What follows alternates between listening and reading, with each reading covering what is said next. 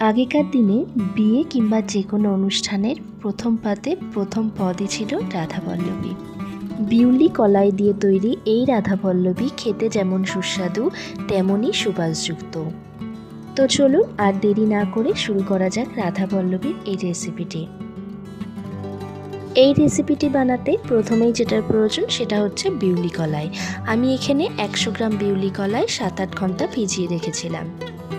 এবার এই ডালটা আমি পেস্ট করে নেব, যার জন্য মিক্সিং জারে ভিজে রাখা ডালটা দিয়ে দিচ্ছি। সাথে দিয়ে দিচ্ছি 1 চামচ সর্ষের তেল, যাতে এটা লেগে না যায়। ডালের পেস্টটা কিন্তু এই রকম থিকনেসের হবে, সামান্যই জল এখানে কিন্তু আমি ব্যবহার করেছিলাম।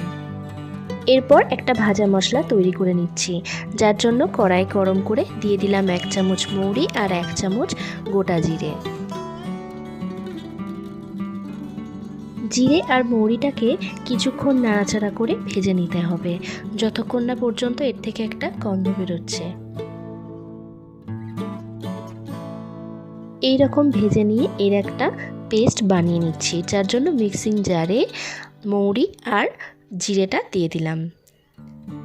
দেখুন ভাজা মশলাটা কিন্তু রেডি হয়ে গেল। এরপর সামান্য একটু আদা, 5টা কাঁচা লঙ্কা আর একটু জল দিয়ে একটা পেস্ট বানিয়ে নিলাম। এবার কড়াই তেল গরম করে দিয়ে দিচ্ছি কালো জিরে ফোড়ন। কালো জিরেটা সামান্য একটু ভেজে নিয়ে এর মধ্যে দিয়ে দিচ্ছি আদা কাঁচা লঙ্কার পেস্টটা।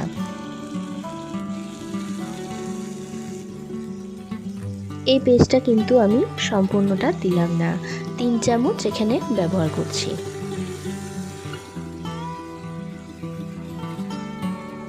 মশলাটা একটু নাড়াচাড়া করে নিয়ে এবার এর মধ্যে দিয়ে দেব বেটে রাখা ডালটা।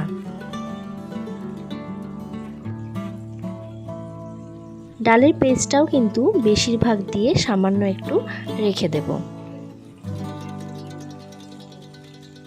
এর মধ্যে এবার দিয়ে দিচ্ছি 1 চামচ লবণ। যারা আমার চ্যানেলটি নতুন দেখছেন তাদের কাছে আমার একটাই অনুরোধ, চ্যানেলটিকে অবশ্যই সাবস্ক্রাইব করবেন আর পাশে থাকা বেল আইকনটি অবশ্যই প্রেস করবেন, যাতে নতুন ভিডিও আপলোডের সাথে সাথে আপনাদের কাছে খুব সহজেই পৌঁছে যায়। ডালটা কিছুক্ষণ নাড়াচাড়া করে নিয়ে এর মধ্যে দিয়ে দিচ্ছি ভাজা মশলাটা।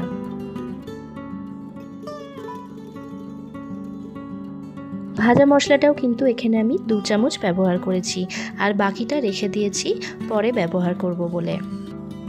এই পর্যায়ে গ্যাসের ফ্লেমটা মিডিয়ামে রেখে খুব ভালোভাবে নাড়াচাড়া করে যেতে হবে, যাতে ডালটা লেগে না যায়।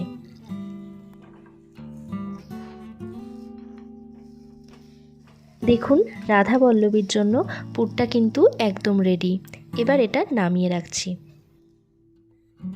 এরপর নিয়ে নিয়েছি 500 গ্রাম ময়দা। এর মধ্যে একে একে দিয়ে দেব 1 চামচ চিনি, অল্প একটু লবণ আর 2 চামচ রিফাইন তেল।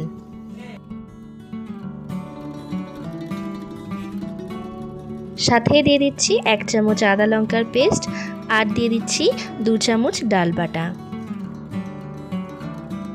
সমস্ত উপকরণ দিয়ে ময়দাটাকে খুব ভালোভাবে মিশিয়ে নিচ্ছি।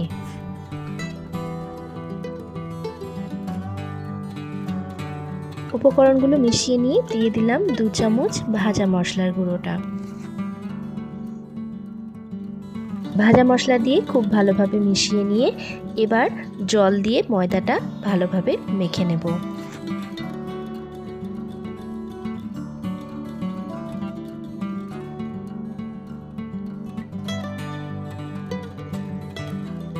ময়দাটা মেখে এরকম একটা ডো বানিয়ে নেবার পর ডোটার উপর থেকে 1 চামচ তেল দিয়ে দিলাম আর হাত দিয়ে খুব ভালোভাবে তেলটা ময়দাতে মাখিয়ে রাখছি। ময়দার ডোটা এবার ঢাকনা দিয়ে ঢেকে কিছুক্ষণ রেখে দিচ্ছি।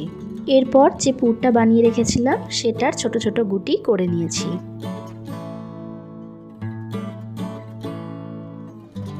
এবার ময়দা থেকে গুটি বানিয়ে নেব।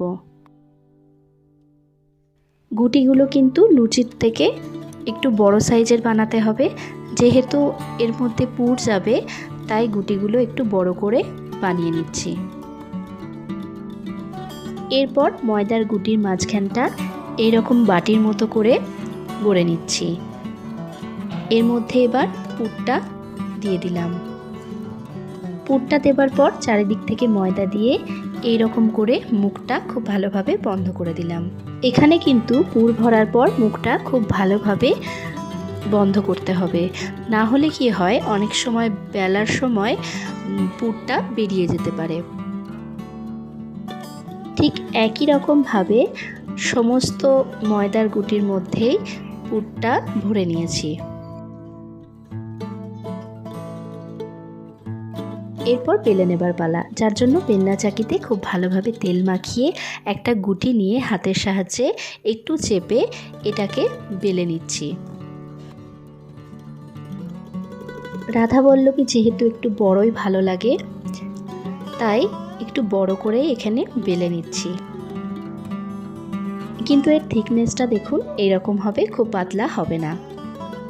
এরপর কড়াই বেশ কিছুটা তেল গরম করে নিয়ে রাধাবল্লভীটা দিয়ে দিলাম।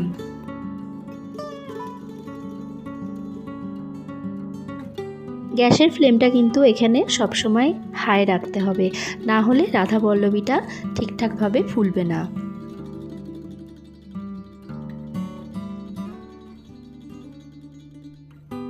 দেখুন কি সুন্দর ফুলে উঠেছে। এবার একদিক হয়ে গেলে অপর দিকটা উল্টে দিতে হবে। এখানে কিন্তু বেশ কিছুটা সময় নিয়ে দুই দিকই খুব ভালোভাবে ভেজে নিতে হবে। আর রাধাবল্লভী একটু কড়া ভাজা হলে খেতে ভালো লাগে। এবার নামিয়ে নিলেই রেডি আমার আজকের রেসিপি রাধাবল্লভী। এবার আলুর দমের সাথে পরিবেশন করুন গরম গরম রাধাবল্লভী। তাহলে দেখলেন তো কি সহজেই বানিয়ে ফেলা গেল আজকের এই রেসিপিটি। আপনারাও অবশ্যই ট্রাই করবেন। আর আজকের রেসিপিটি আপনাদের কেমন লাগলো কমেন্টে অবশ্যই জানাবেন। লাইক এবং শেয়ার করতে ভুলবেন না। ধন্যবাদ।